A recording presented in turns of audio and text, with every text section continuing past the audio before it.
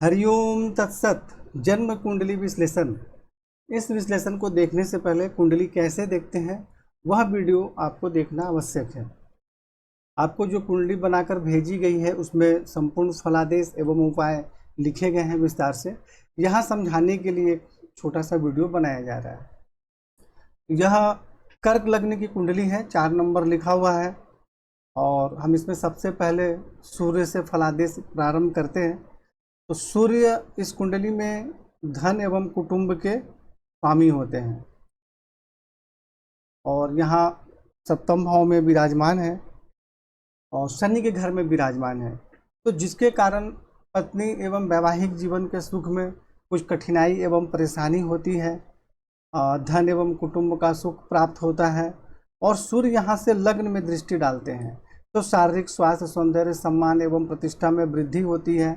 ऐसे व्यक्ति प्रभावशाली होते हैं और यहाँ सूर्य किसी भी ग्रह से पीड़ित नहीं है, इसलिए धन एवं कुटुंब से संबंधित सूर्य के कारण कोई परेशानी नहीं है। यहाँ वैवाहिक जीवन में कुछ परेशानियों का सामना करना पड़ता है क्योंकि सूर्य सप्तम भाव में सही नहीं माने जाते हैं, क्योंकि सूर्य एक अग्नि तत्व ग्रह हैं। तो ऐसे में पत्नी भी प्रभावशाली होती है और जिनकी कुंडली है वह भी व्यक्ति प्रभावशाली होते हैं, तो जिसके कारण आपस में मतभेद भी होता रहता है।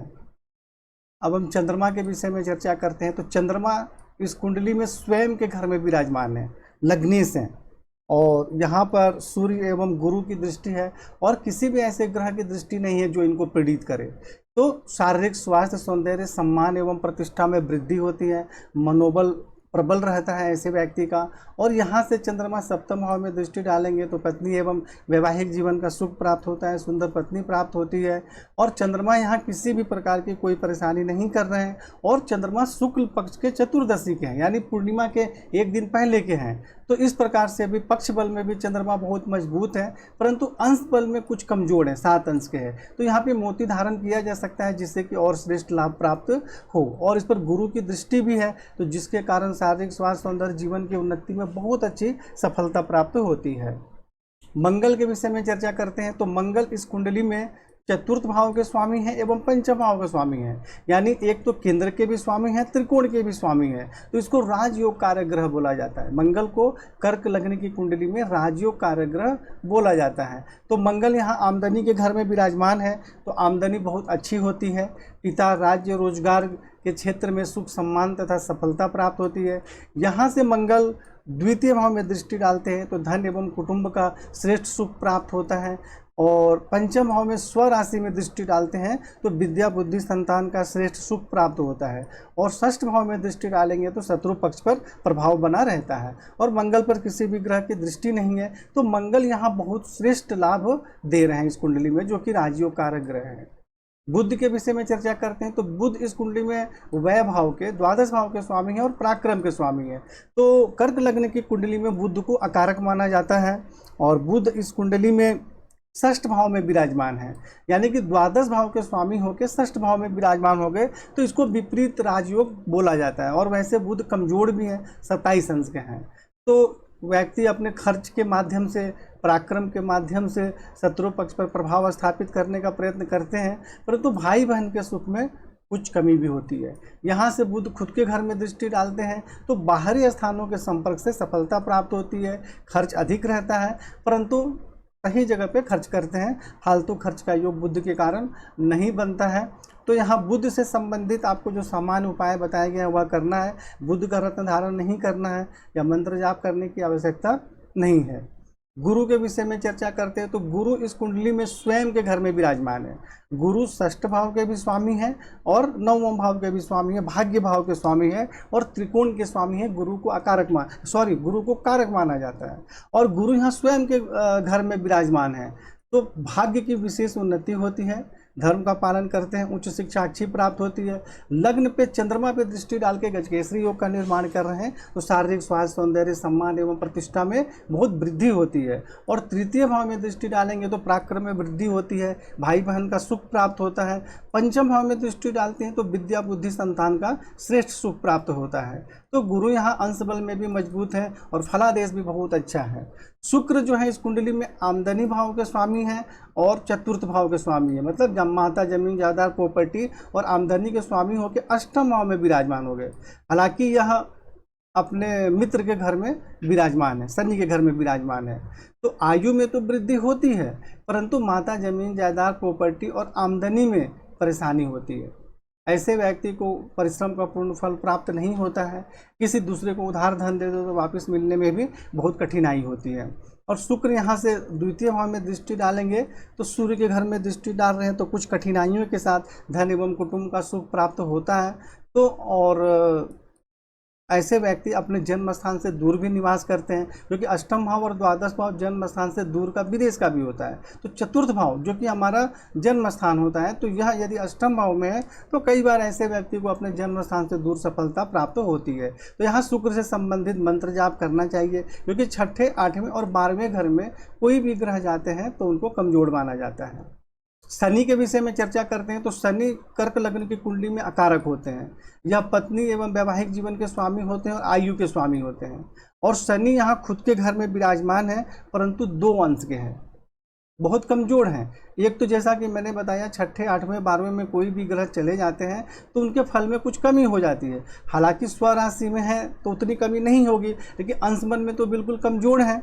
तो यहाँ आयु में तो वृद्धि होगी, परंतु पत्नी एवं वैवाहिक जीवन के सुख में कठिनाई तथा परेशानी होगी। शनि यहाँ से दृष्टि डालेंगे दसम भाव में तो पिता, राज, रोजगार के क्षेत्र में भी कुछ कठिनाइयों का सामना करना पड़ेगा। द्वितीय भाव में दृष्टि डालेंगे तो धन एवं कुटुंब से संबंधित परेशानी होगी। और पंचम भाव में दृष्टि डालेंगे तो विद्या, बुद्धि, संतान के क्षेत्र में कठिनाई तथा परेशानी होगी।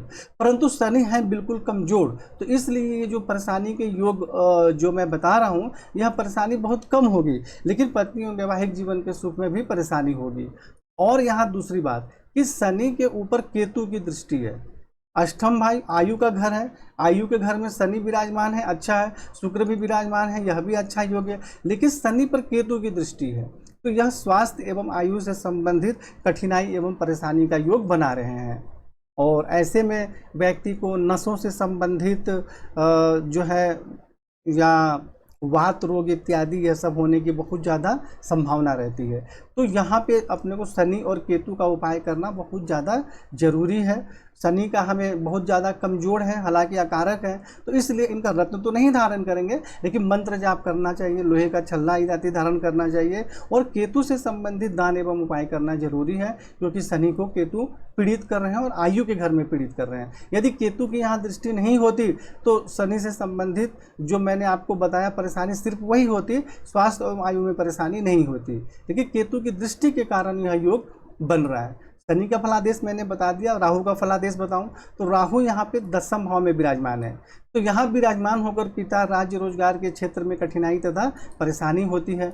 द्वितीय भाव में दृष्टि डालेंगे तो धन एवं कुटुंब के सुख में कठिनाई तथा परेशानियों का सामना करना पड़ता है। चतुर्थ भाव में दृष्टि डालेंगे तो माता, भूमि, भवन के सुख में कुछ कठिनाइयों के साथ सफलता प्राप्त होती है।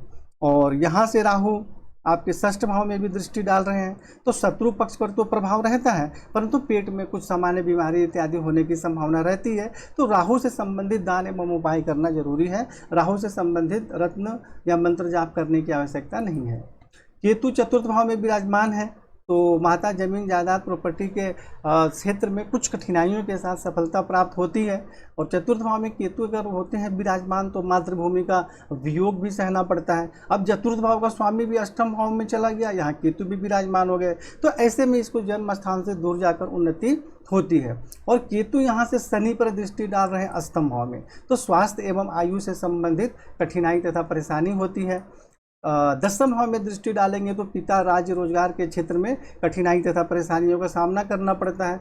द्वादश भाव में दृष्टि डालेंगे तो बाहरी स्थानों के संबंध से कुछ सामान्य परेशानी होती है और खर्च अधिक रहता है, कोई बहुत ज़्यादा ऐसे परेशानी नहीं होती है। तो केतु के कारण सबसे ज़्यादा परेशानी शनि पर दृष्टि डालना और दसम भाव पर दृष्टि डालना यह है।